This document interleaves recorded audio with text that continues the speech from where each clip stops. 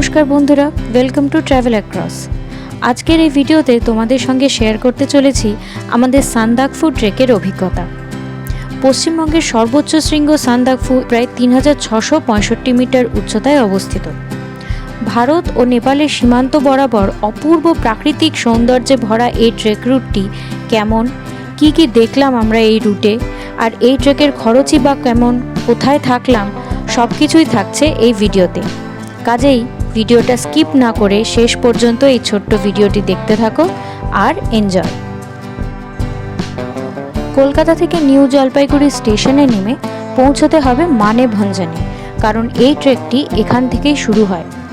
আর NJP station থেকে মানেভঞ্জন পৌঁছাতে দুবার শেয়ার গাড়ি চেঞ্জ করে যাওয়া যায়। কিভাবে?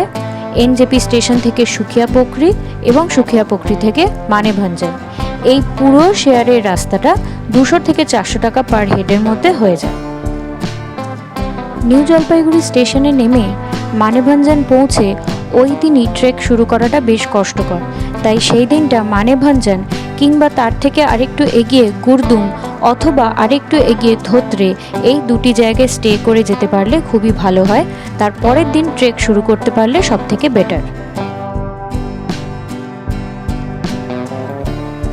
মানেভঞ্জন থেকে 5 কিলোমিটার এগিয়ে গুরদুম নামক একটি ছোট্ট গ্রামে আমরা ছিলাম ও এখান থেকেই আমাদের ট্রেকটি শুরু করেছিলাম।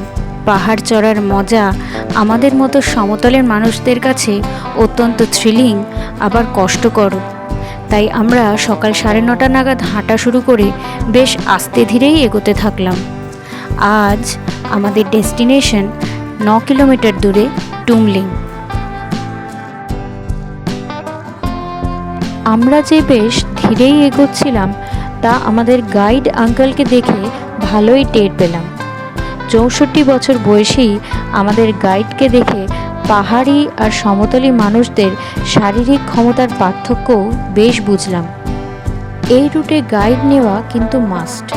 সামনে 2টি চেক পয়েন্ট পড়বে যেখানে এন্ট্রি করাতে হয়, এবং গাইড ছাড়া তখনই এই ট্রেক নট অ্যালাউড হয়ে যাবে।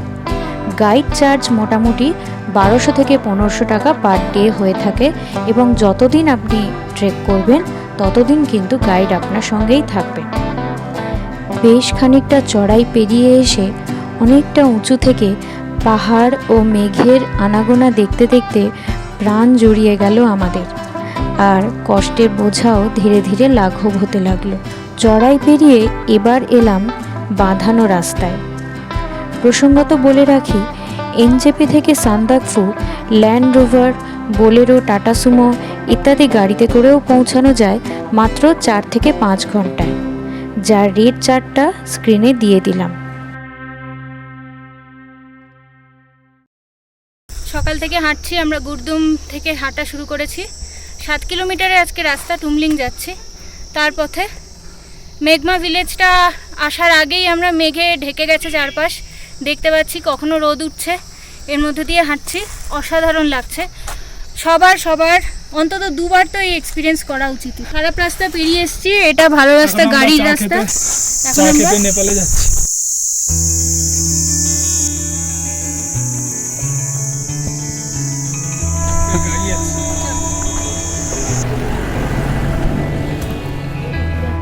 অনেকটা হাঁটার পর এবার আমাদের একটু চা বিরতির জন্য দাঁড়াতেই হলো।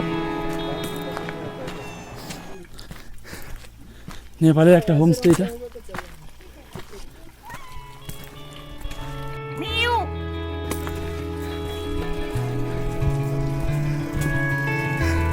হ্যালো,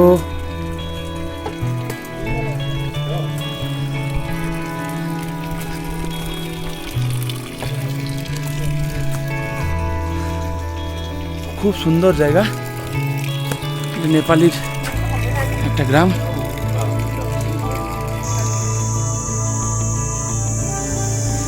দিনের বেলাতেও সমগ্র রাস্তা জুড়ে ঝিঝি পোকার ডাক, জঙ্গলের এই রাস্তা আমরা দারুণ এনজয় করছিলাম। যেরকম রোদ ঝলমলে সকালে ট্রেক শুরু করেছিলাম আমরা, তার চিত্র আস্তে আস্তে বদলে যাচ্ছিল, তা টের পেতে শুরু করলাম। সামনের পাহাড়ে মেঘ জমছে ধীরে ধীরে। কিন্তু কাঞ্চনজঙ্ঘা দেখার যে তীব্র আকাঙ্ক্ষা মনকে মানতেই দিচ্ছিল না যে হ্যাঁ, ওয়েদার সত্যিই খারাপ হচ্ছে। কাঞ্চনজঙ্ঘার ফেমাস স্লিপিং বুদ্ধা স্ট্রাকচার দেখতে পাওয়ার পাশাপাশি এই সান্দাকফু ট্রেক বিখ্যাত এর প্রাকৃতিক সৌন্দর্যের জন্য। সিঙ্গালিলা ন্যাশনাল পার্কের নানান রকম ফ্লোরা ও ফনা মানে গাছপালা আর প্রাণী জগতে ভরা এই ট্রেক রুটটি প্রকৃতিপ্রেমী ও ফটোগ্রাফারদের স্বর্গ বলেই পরিচিত। মার্চ থেকে এপ্রিলে রডোডেনড্রন জঙ্গলের বিপুল ফুলের সমাহার দেখতে এই ট্রেকটির জুড়ি মেলা ভার।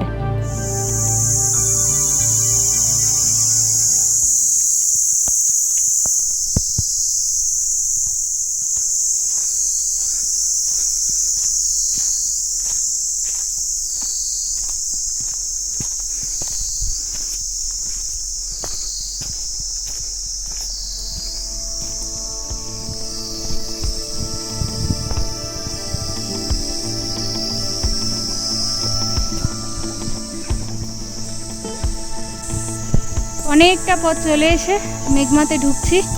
এখানে আমরা লাঞ্চ করব, করে তারপরে আমরা আরও ঘন্টা দেড়েক মতো হেঁটে টুমলিং ঢুকবো।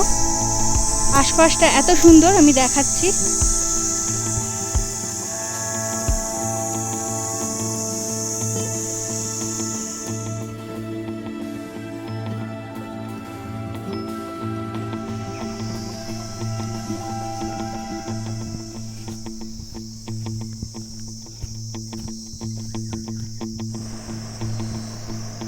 এসে পৌঁছলাম মেঘের গ্রাম মেঘমাতে। এখানকার লোকেদের আয়ের প্রধান উৎস হলো কৃষি এবং প্রধানত গাজর, শালগম, আলু, বিট, নানান রকম শাকসবজি তারা চাষ করে থাকেন। মেঘমাতে প্রবেশের মুখেই একটি সুন্দর বৌদ্ধ বিহার বা মনেস্ট্রি সকলকে স্বাগত জানায়। এখানেই একটি হোটেলে আমরা লোকাল খাবার দিয়ে আমাদের লাঞ্চ সেরে নিয়েছিলাম।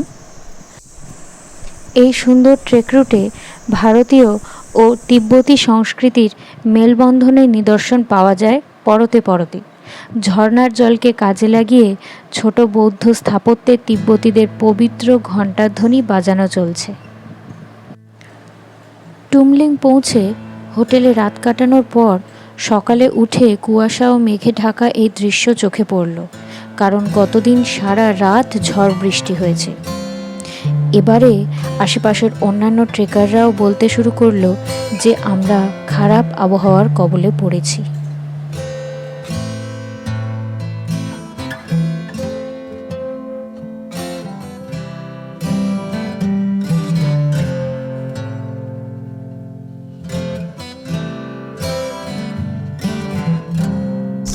জায়গাটা খুবই সুন্দর। আমরা এই নেপাল থেকে বেরোলাম, এখন আমরা যাব কালাপোখরির দিকে। খুবই সুন্দর একটা ভিউ, অসাধারণ।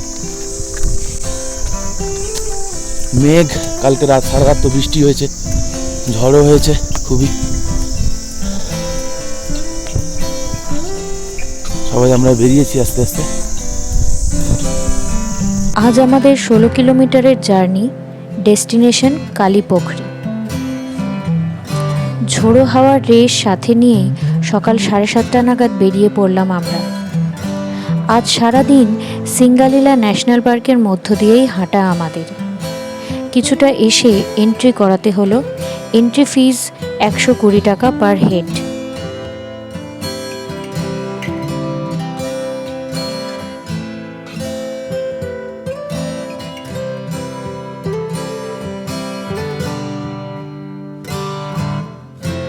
পারমিট করিয়ে নিয়ে এগোলাম আমরা।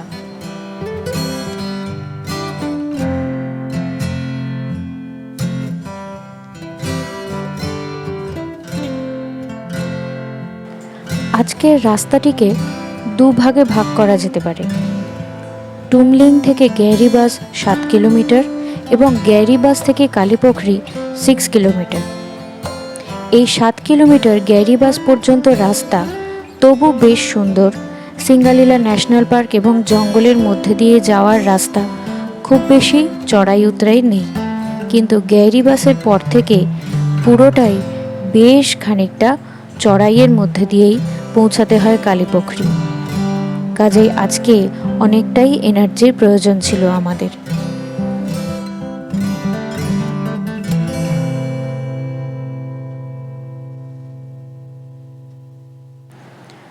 ওয়েদার খুবই খারাপ ছিল। হাওয়ার সাথে সাথে ধীরে ধীরে অল্প অল্প করে বৃষ্টি নামতে শুরু করলো। তাই মাঝপথে জাউবাড়ি বলে একটি জায়গা পড়ল, যেখান থেকে আমরা যাওয়ার জন্য পঞ্চু কিনে নিলাম।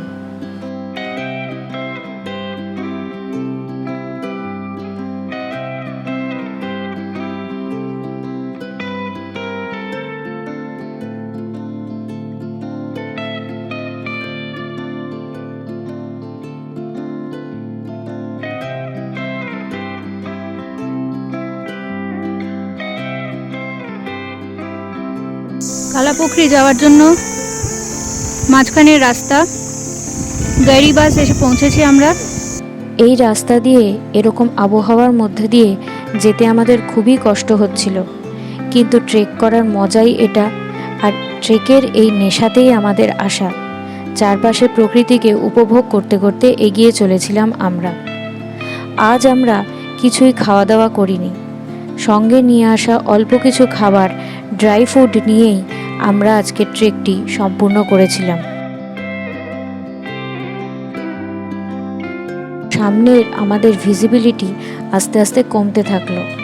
পুরো রাস্তাটাই ধীরে ধীরে মেঘে ঢেকে যেতে লাগলো। আর যা শুনে এসেছিলাম যে এই রাস্তাতেই আমাদের পাশে সর্বক্ষণ আমরা কাঞ্চনজঙ্ঘা দেখতে পাবো, তার ছিটে ফোঁটাও দেখা গেল না। খাবার দাবারের যে সমস্ত প্যাকেট বা যে সমস্ত আবর্জনাগুলো হবে, সেগুলো কোনোভাবেই ট্রেক রুটে কিন্তু ফেলা চলবে না।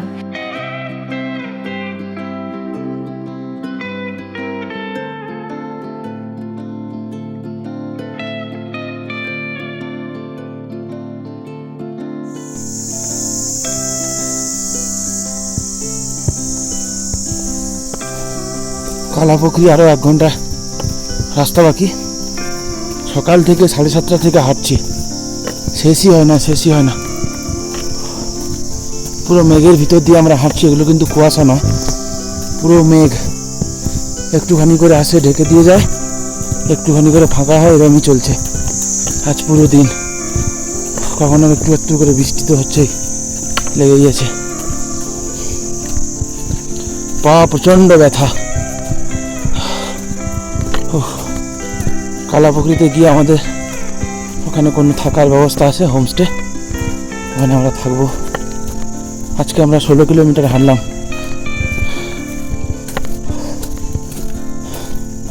পুরো মেঘের ভিতর দিয়ে আমরা হেঁটে হেঁটে যাচ্ছি।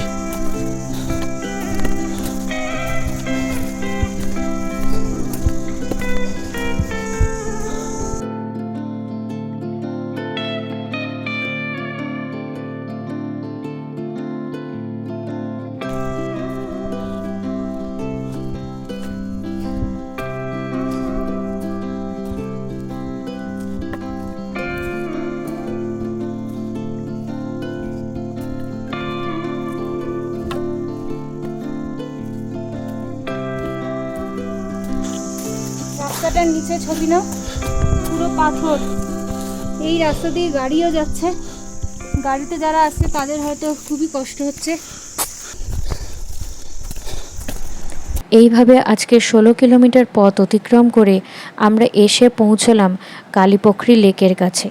এই কালীপোখরি বা কালাপোখরি শব্দের মধ্যে পোখরি শব্দের অর্থ লেক এবং কালা শব্দের অর্থ নেপালি ভাষায় অন্ধকার, এবং গ্রামটির নামকরণ করা হয়েছে এই স্থানীয় হ্রদ বা গাঢ় জলের হ্রদটির নাম অনুসারে। এই হ্রদটি স্থানীয়দের কাছে চরম ধর্মীয় তাৎপর্যপূর্ণ, কারণ বলা হয় যে শীতকালে কালীপোখরির আশেপাশের অঞ্চল বরফে ঢেকে গেলেও এই হ্রদের জল কোনোদিনই বরফে পরিণত হয় না।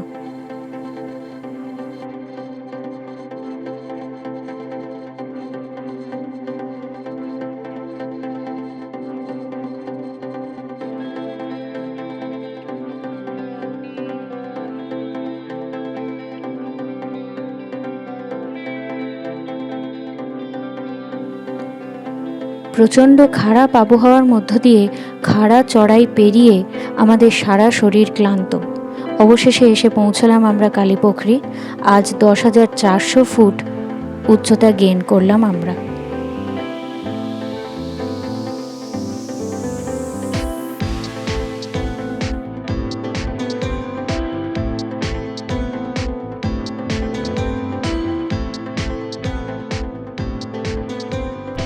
এই আমরা কালীপুখরি পৌঁছে গেছি। আমরা হোটেলের তরফে যাচ্ছি। পুরোটা রাস্তাটা মেঘে ঢাকা, অনেকটা রাস্তা আমরা পেরিয়ে এসেছি। আর সবচেয়ে ভালো লাগছে যে জিনিসটা, যে যতজন এখানে ট্রেকিং করছে প্রচুর বাঙালি আছে, কিন্তু আমরাই ফার্স্ট। আমরা 3 জনের গ্রুপ, আমরা ফার্স্ট এখানে পৌঁছাচ্ছি। এখন 3:15-20 বাজে। অনেকের পরে বেরিয়ে আমরা ফার্স্ট পৌঁছাচ্ছি। বাকিরা অনেকেই রাস্তায় রেস্ট করছে, তাদের আসতে গেলে হয়তো ওয়েদার খুব খারাপ হবে, কিন্তু আমরা খুব খারাপ ওয়েদারেও তাড়াতাড়ি চলে এসেছি। এখন আবার বৃষ্টি নামছে। কালীপুখরিতে আমরা কালকে এসে পৌঁছেছি। আজকের ওয়েদার এরকম, এখন তবু একটু ভিজিবিলিটি আছে, আদারওয়াইজ কিছু ছিল না সকাল থেকে। প্রচণ্ড বৃষ্টিও হচ্ছে, হাওয়াও দিচ্ছে।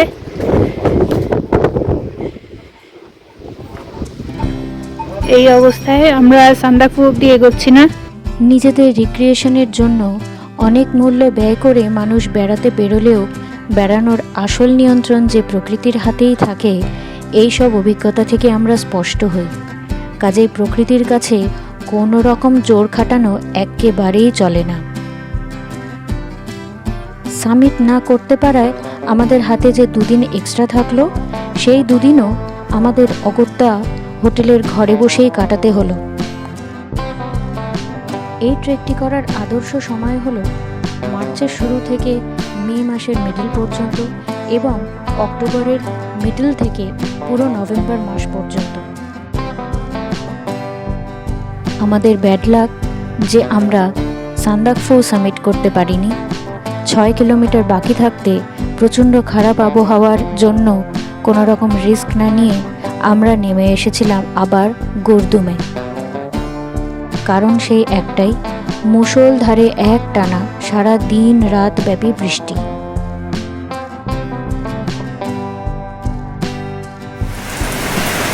আমরা আজকে আছি গুরদুম ব্যাকপ্যাকার্স ক্যাম্পে। গতকাল আমরা কালীপুখরি থেকে নেমে এসেছি, খুবই ব্যাড ওয়েদার কন্ডিশনে আমরা পড়েছি। সেখান থেকে এসে আজকেও প্রচণ্ড বৃষ্টির মধ্যে আছি।